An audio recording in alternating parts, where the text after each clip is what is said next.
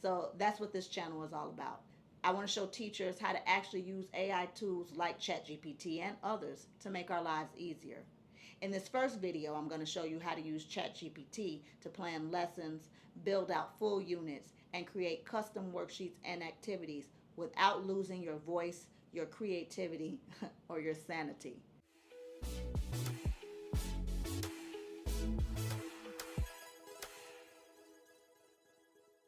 Hi guys, I'm Carla McCarty and welcome to my channel, Miss AI Teacher. So before I start giving out my brilliant insights about teaching, let me tell you a little bit about myself. I've been teaching for 29 years. This fall starts my 30th, which means yes, I've been doing this since the days of overhead projectors, scented markers, and printing worksheets with that purple ink that smelled amazing. In those years, I've taught everything from kindergarten to 12th grade, as well as college English, both in regular classrooms and as a creative writing specials teacher. So I've seen it all, from crayon fights to kids telling me to tell another student to stop looking at them, to seniors who can't concentrate because they saw their man standing by the lockers next to another girl. Like I said, I've seen it all. Now, to be honest, when AI first showed up, I was a little skeptical and worried. As a high school English teacher, I've seen students use Chat GPT to cheat on essays faster than you can say thesis statement. And it still drives me nuts to the point I've gone back to students writing essays in class on paper and have even had to confiscate phones and smart watches to keep them honest. And sometimes they still find a way to use AI. So believe me, I get teachers' frustrations with AI. But over the past 2 years, I started looking at it differently. I started thinking, wait a minute, what if AI could actually help me instead of it just helping students cheat? What if AI could actually help us with the heavy lifting, all the tedious paperwork that eats up our nights and weekends, and we could recover that time and spend it with our families and our friends, or even get a little me time? So that's what this channel is all about. I want to show teachers how to actually use AI tools like ChatGPT and others to make our lives easier. In this first video, I'm going to show you how to use ChatGPT to plan lessons, build out full units, and create custom worksheets and activities without losing your voice, your creativity, or your sanity. And no, you don't need to be a tech person. If you can survive that faculty meeting that should have been an email, you can do this. Promise. So let's get started. So when you first start your ChatGPT account, and I do suggest that you make a ChatGPT account because that way you get to save everything you did. You can use the site without making an account, but every time you close out, everything you did will be lost. So I wouldn't suggest doing that. When I open mine, it's going to actually open onto something that I've already done since I'm already a member of ChatGPT. So mine is obviously going to open up into what I have already done. Now, as you can see, I use ChatGPT a lot. I use it to create worksheets. Um, in fact, I used it to create the intro in this video. So that's there. A lot of times I think teachers worry about losing their creativity. You don't have to use it the way the students are using it. You don't have to use it where you just take exactly what ChatGPT did and you just use it. The creativity comes in you taking it and making it your own. And you can do that by continuing to prompt ChatGPT until you get what you want. Or you can also do it by taking it out and then adding what you want to it when you do that. I've done it both ways. When I made the video, for example, I didn't like everything it said. I kept prompting it to change some things. And then when I copied and pasted it to where I wrote it, I just changed some more things. And even as I was talking, I changed the script. You do with it what you want. I used it for House on Mango Street. I use it to write scholarship letters. And again, it's not just write a scholarship letter. I tell them the qualities of the student that I want them to accentuate, and then I change it the way I want to change it. So I'm going to show you some of the things I did. I did House on Mango Street with my freshmen this year. This is your Chat GPT chat section. And this is all of the stuff that I had to do. Initially, I said I need pre-reading activities for House on Mango Street. That's very general. And then it gave me all of these ideas of things to do. Again, you decide which one you want. I've had it where it's given me suggestions and then I don't like the suggestions, or I like one of it and I ask them to kind of flesh that one out a little more.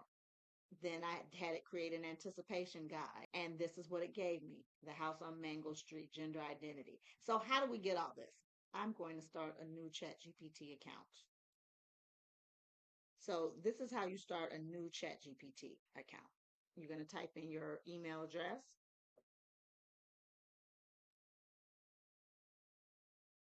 choose your own. Then you go to your account, you put in the code. I'm going to put in my name, my birthday, blocking this out so you don't have to see how old I am. And this is for, I'm going to put work. I don't think you can pick, oh, you can pick work, school, fun and entertainment, personal tasks. Next. I put all of them. Nice to meet you. I don't need a tour. If you want to do a tour, you can. I will go back and periodically show you things from my original Chat GPT, but right now, so that you can see things that are created real time and that it's not filling up my Chat GPT with the stuff that I'm doing for my online. I'm going to have it as a separate account. So, say you are planning on you doing a unit plan, you can say, I need a unit plan about identity, about identity. A lot of first units are about identity. For seventh graders, the unit should last 4 weeks and include videos, get to know you activities, and a final autobiographical memoir type essay. All right. And then you just press enter.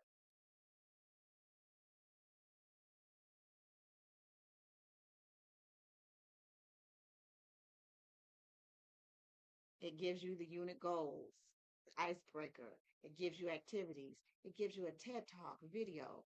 It gives you mini lessons. It gives you the assessment.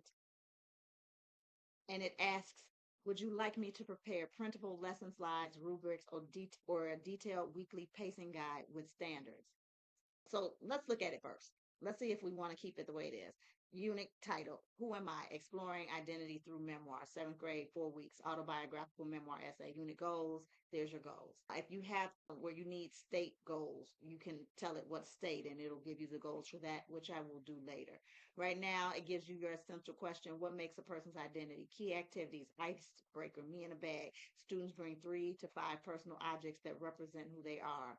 Activity identity maps: create a visual representation of aspects that make up their identity, culture, hobbies, values, etc. Reading excerpts: Brown Girl Dreaming by Jacqueline Woodson, or short memoir pieces.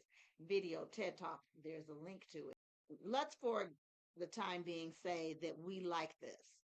Many units, elements of memoir, introduction to voice, tone, and writing prompt: describe a moment when you realize something important. So this is very basic right now.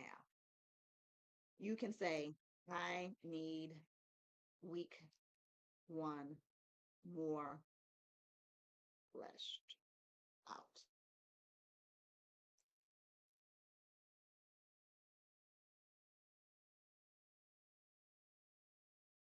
You see how fast it does this.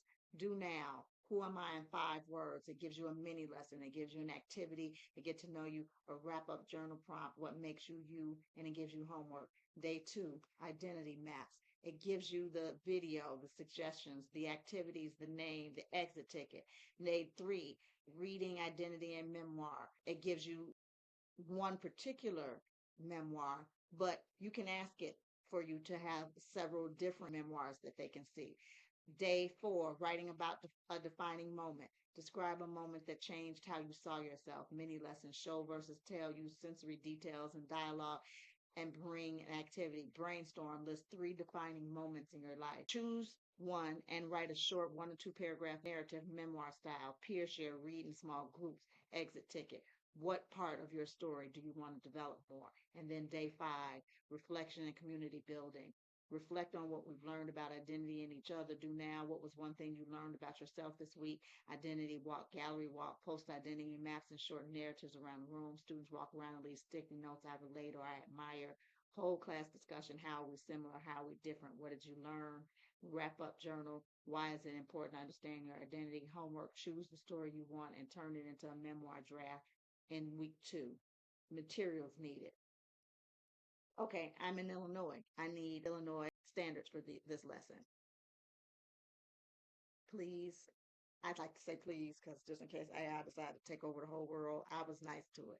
Please give Illinois Common Core standards for week 1. And then it lists the Common Core standards. So if you have an administrator that requires you to write your standards on the board, you have your list right here, the writing standards. And whatever state you're in, it can give you those standards and it'll list them all. Now, say you have to do a weekly lesson plan. You can say, please give a weekly lesson plan for week 1 that includes the Common Core standards. Please create.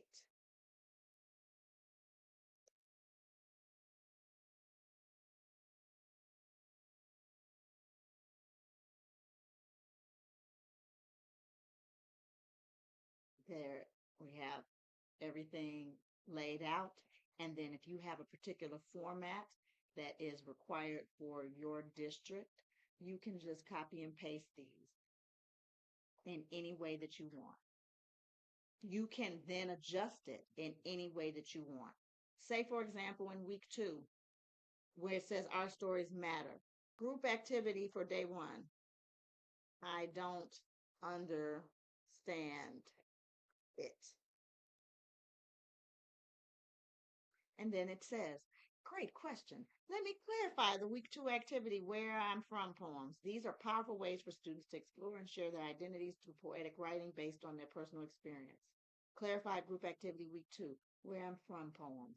Purpose, to help students explore their backgrounds, memoirs, identity through poetic form while building community based on based on Where I'm From by George Ella Lyon. Read or watch her poem first. Many video versions are available.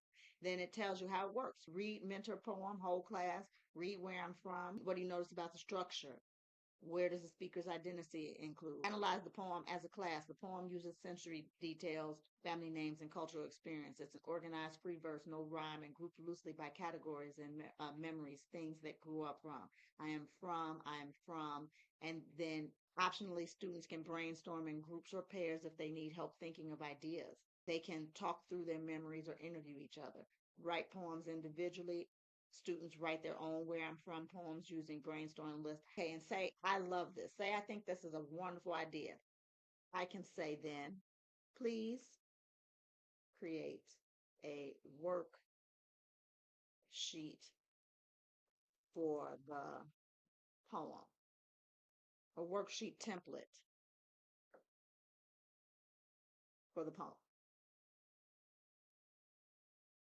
And then here's a student-friendly worksheet template from Writing Where I'm From, poem inspired by George Ella. And this is laid out like that. So you can give them brainstorming your identity, home objects. So again, it didn't just create the template. It created something to help them fill in the blanks with personal memories, images, sounds, smells, people, and experiences from your life. You fill those in. This is a setup to help you do your poem. Step 2, draft your poem. Use your brainstorm ideas to fill out the blanks and expand. You can copy this format or write your own version in free verse. Where I'm From by I Am From. It tells you, it gives you all of these things. And then it also gave you something to reflect and share. One line I'm proud of. What this poem says about my identity. Now, say I don't like this. Say I think this is a little too prescribed. I can say, please, you don't have to use please. I use please. You don't have to use please. Please make the poem less prescribed. Let's see what that does. Absolutely. Here's a more open ended, less prescribed version of where I'm from. Now it gave me other things here. Now it's no longer a little worksheet for them to write down the stuff. It's just asking the questions. And now it just gave me lines. I don't like that. So not that free flowing. Give some prompts. So again, you're tweaking this the way you want to. You're not just taking what it gives you and just spitting it out like our students do. You are taking it and using the pieces of it you want. You are changing it the way you want to change it. Stanza 1, objects and places I am from and from, describe with sensitive detail. And I still don't like it. Well, actually, no, I do. All right, I'm going to say, okay, please don't separate the stanzas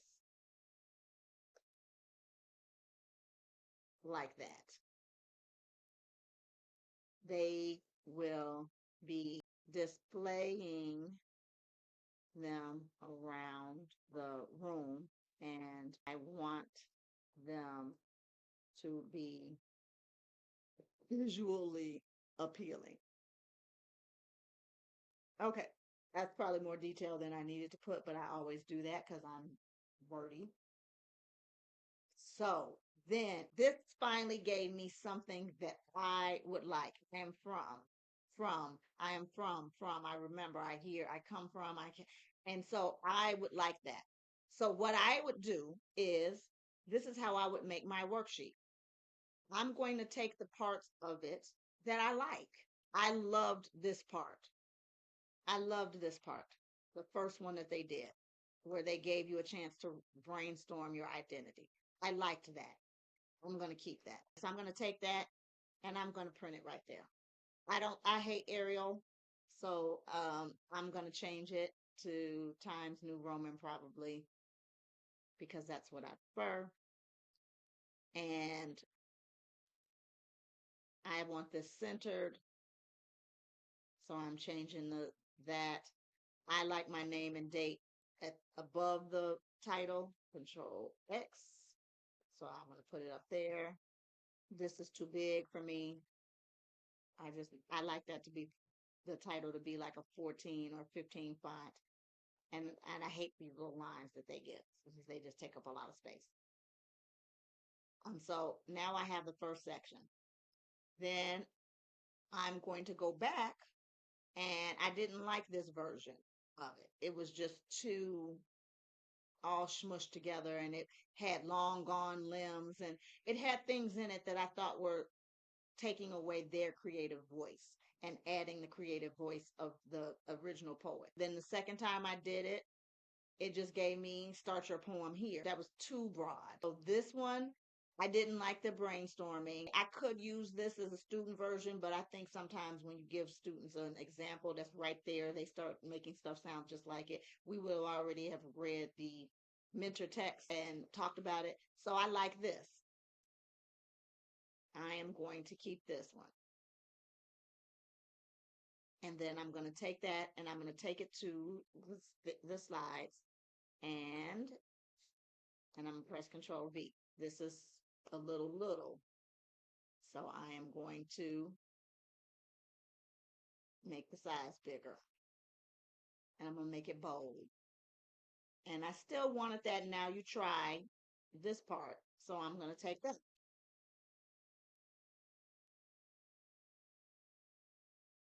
Don't need that space there. I'm going to change that to an exclamation point. So now they have their space. And I still like the reflection. So I'm going to go back. I am going to go back to that original one that it made for me, where it gave me a nice little reflection at the end. I really liked that one. Step 3, reflect and share. And I'm going to have that added.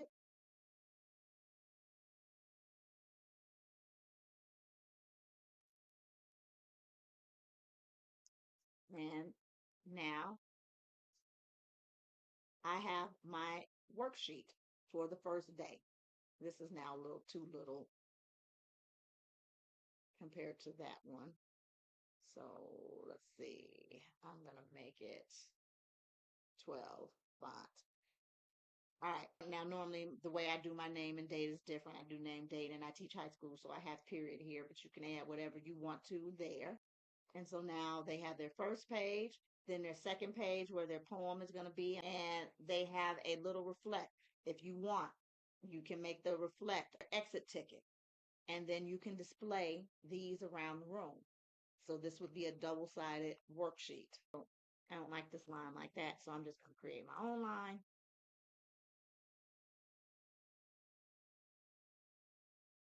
I'm going to copy and paste this here. So copy. And I'm going to add here. It says one line I'm proud of. Explain why. I always like to know why. What this poem says about my identity. And then that's it.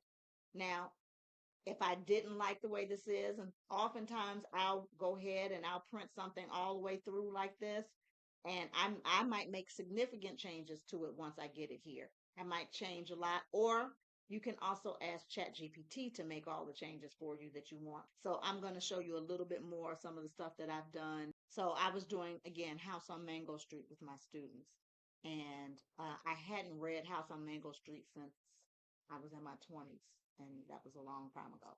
So I needed some help with it. Free reading activities for House on Mango Street. I started out with that, and they gave me several things to do. It gave me my name, personal narrative, prompt, ask your students to write a short piece about their own name, what it means, where it comes from, how they feel about it, connection.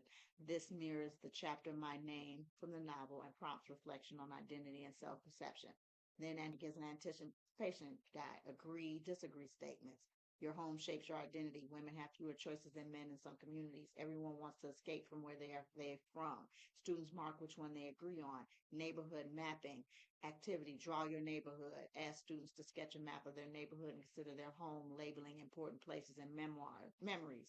This builds empathy for Esperanza's relationship with Mango Street and sets the stage for themes and belonging. And of course, the way these are set up are they just lists. And it asks, would you prefer a printable version of these activities?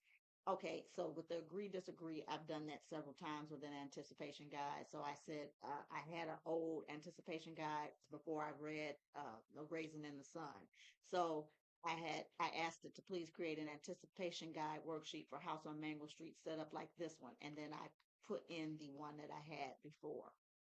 And so then this is what it gave me. A person's neighborhood strongly shapes their identity. Explain why. It gave me all of these things for them to use. And it asked, would you like a printable? Sometimes it asks for a printable or downloadable format. And depending on what computer I'm using, sometimes if I ask for it as a PDF or a Word document, I can click it and it just automatically comes up. And sometimes it doesn't. But it's very easy because you basically just copy it. And that is what I did. And I will show you the worksheet, a Mango Street Anticipation Guide. And this is how I set it up.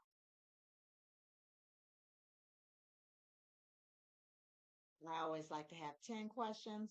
I, of course, changed the font to the way I wanted. I did my name and date and period the way I like it laid out. I changed whatever little formatting things, and I have to explain why below. Now, mind you, the format that I originally fed ChatGPT, that I wanted them to format it the way that was formatted, was also done with ChatGPT. They did that for my first time doing an anticipation guide, and I formatted every other worksheet that I've done as an anticipation guide like that. The first anticipation guide that ChatGPT made me was just the agree, disagree. I added in the middle. because my students are always like, what if I'm in the middle? So I added in the middle. I added the explain why because I don't want it to just be agree, disagree. I use it on quizzes, which is another app that I will be showing you how to create things with. I often use this where the questions come up on the board and students have to type in whether they agree, disagree, and then we get a graph to see how many people agreed, how many disagreed, how many people were in the middle, and then we discuss it in class. So, but I always start out having the anticipation guides made by ChatGPT so that it can give me an idea of questions. So again, one of the things is, and that's what I say about using ChatGPT, it does not in any way, shape, or form take away your creativity unless you allow it to. Like the students just say, write me a 5 paragraph essay about dolphins, and then they just copy it and give it to you. One of my coworkers had a student make a poem about herself using ChatGPT, and they didn't even read it and realize that at the end that ChatGPT had said, and this lovely poem by ChatGPT. It had put that at the end of the poem, and they hadn't even read the poem to know that it was there and that was identifying that it was written by ChatGPT. We as adults don't have to use it that way. We as adults know how to tweak things the way we want to. Whether you're a veteran teacher or you're just starting, you have a general idea of how you want to do things. And you then tell it to do the things that you want it to do, or you pull out what you want to pull out from it, add it wherever you need to add it, and then put whatever add ons or adjustments that you want to place on it. It does not at all take away your creativity. Sometimes I am in my chat GPT tweaking stuff for a while, but I'm enjoying it because it's still easier than looking at that blank paper and doing it from scratch. It's still easier than that. So I hope that was helpful.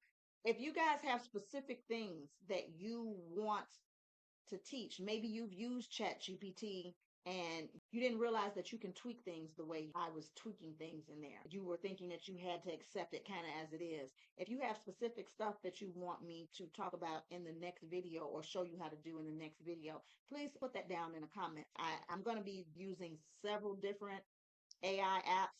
There's an AI slide maker where you just kind of tell it, I'm doing an introduction to Sula. Can you do a introduction slideshow? And it just creates it.